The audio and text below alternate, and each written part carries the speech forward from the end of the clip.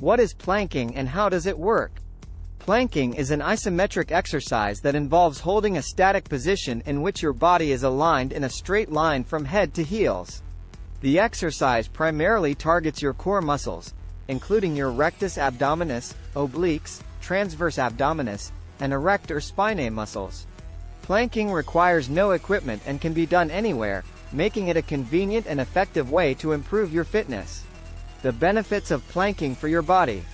Planking offers numerous benefits for your body, including improved core strength, better balance and stability, increased flexibility, and reduced risk of injury.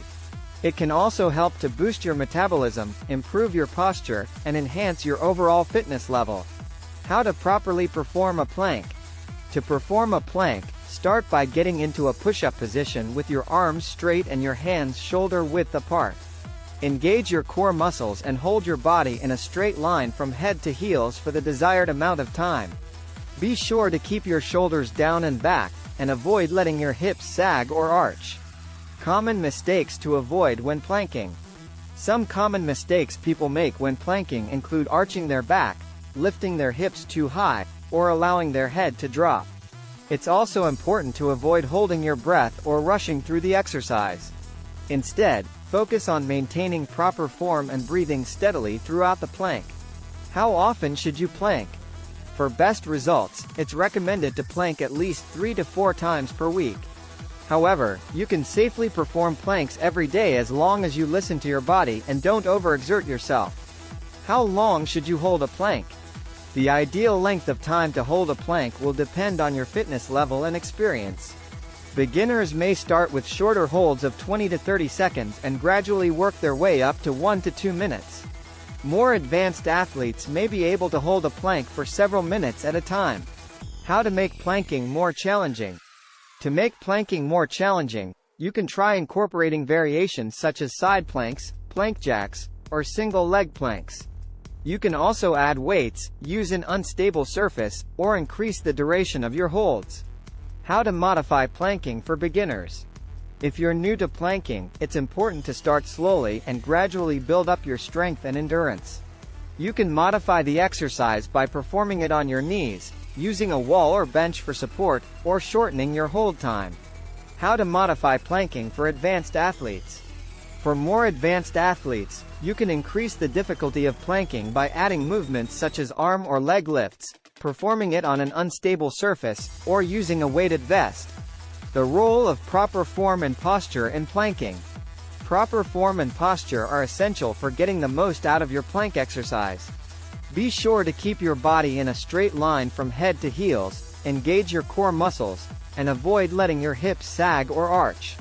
The impact of planking on your core muscles. Planking is an excellent way to target and strengthen your core muscles, which can improve your stability, balance, and overall fitness level. By engaging your rectus abdominis, obliques, transverse abdominis, and erector spinae muscles, you can develop a strong and stable core. The impact of planking on your back muscles. In addition to targeting the impact of planking on your back muscles. Planking not only targets your core muscles but also engages your back muscles, particularly the erector spinae muscles. These muscles run along your spine and are responsible for keeping your back straight and stable during the plank exercise. By regularly performing planks, you can strengthen your erector spinae muscles and improve your posture, which can reduce the risk of back pain and injury. In addition, planking can also help to prevent imbalances between your abdominal and back muscles, which can occur when one muscle group is significantly stronger than the other. By maintaining equal strength and stability in both muscle groups, you can reduce the risk of strain or injury during physical activities and daily movements. It's important to note that while planking can be a beneficial exercise for your back muscles, it's also important to incorporate other exercises that target your back muscles specifically, such as rows or pull-ups, to maintain overall muscle balance and prevent injury. The impact of planking on your shoulders and arms. While planking is primarily a core exercise, it also engages your shoulders and arms to some extent. During the plank, your shoulders are actively stabilizing your body weight, and your arms are working to maintain the push-up position. As a result, Planking can help to strengthen your shoulder and arm muscles. In addition, variations of the plank, such as side planks or plank jacks, can further target your shoulder and arm muscles. For example, side planks require you to support your body weight on one arm, which engages your shoulder and arm muscles on that side. Plank jacks require you to jump your feet in and out, which requires shoulder stability and arm strength to maintain the push-up position. While planking can be beneficial for your shoulder and arm muscles, it's important to also incorporate exercises that specifically target these muscle groups, such as push-ups or shoulder presses, to maintain overall muscle balance and prevent injury. The impact of planking on your mental health. In addition to its physical benefits, planking can also have a positive impact on your mental health. As a form of exercise, planking releases endorphins, which are natural chemicals in the body that help to reduce stress and boost mood. Regular exercise has been shown to have a positive impact on mental health, including reducing symptoms of anxiety and depression. Furthermore, planking can also be a form of meditation and mindfulness practice. When performing a plank, you are required to focus on your body and breathing, which can help to clear your mind and reduce stress. In addition, setting a goal to plank every day for a certain amount of time can provide a sense of accomplishment and boost self-esteem. Overall, while planking may seem like a simple exercise, its impact on both physical and mental health can be significant. By incorporating planking into your daily routine, you can not only strengthen your core and other muscle groups but also improve your overall well-being. Tips for getting the most out of your plank exercise. To maximize the benefits of planking, it's important to perform the exercise correctly and consistently. Here are some tips for getting the most out of your plank exercise. Maintain proper form. Make sure your body is in a straight line from head to heels and avoid sagging or arching your back. Engage your core. Focus on tightening your abdominal muscles throughout the exercise to ensure that your core is being worked. Breathe deeply. Take deep breaths in and out throughout the exercise to oxygenate your muscles and help you maintain the position. Start with short durations. If you're new to planking, start with shorter durations, such as 10 to 20 seconds, and gradually work your way up to longer durations. Incorporate variations.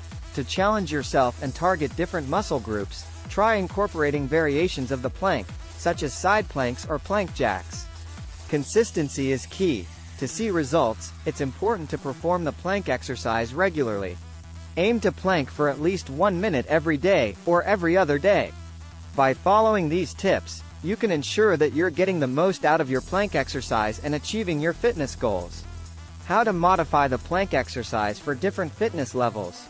The plank exercise can be modified to suit different fitness levels, making it a versatile exercise that can be performed by people of all fitness levels. Here are some modifications you can make to the plank exercise. Knee plank.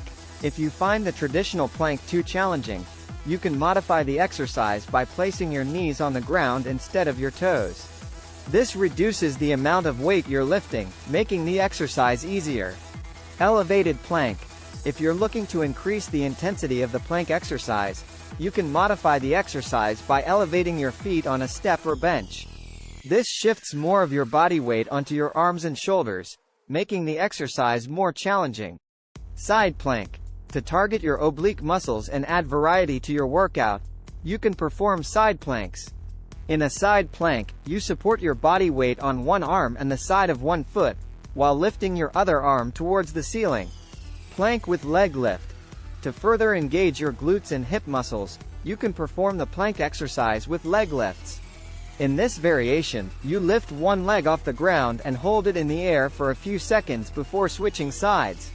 By modifying the plank exercise to suit your fitness level and goals, you can ensure that you're getting the most out of the exercise without risking injury or overexertion. The importance of rest days when planking. While planking every day for 1 minute can be a great way to strengthen your core and improve your overall fitness, it's important to also incorporate rest days into your workout routine. Rest days allow your muscles to recover and rebuild, which is essential for preventing injury and maximizing your gains. When you plank, you're placing a lot of stress on your core and other muscle groups. This stress can cause tiny tears in your muscle fibers, which then need to be repaired and rebuilt through a process called muscle protein synthesis. This process requires rest and adequate nutrition, so it's important to give your muscles time to recover between workouts. In addition, rest days can also help to prevent burnout and maintain motivation. Planking every day for an extended period of time can be mentally and physically exhausting, so taking a day off to rest and recharge can help you stay motivated and avoid burnout. Overall, while planking every day can be beneficial, it's important to also prioritize rest days and give your body the time it needs to recover and rebuild.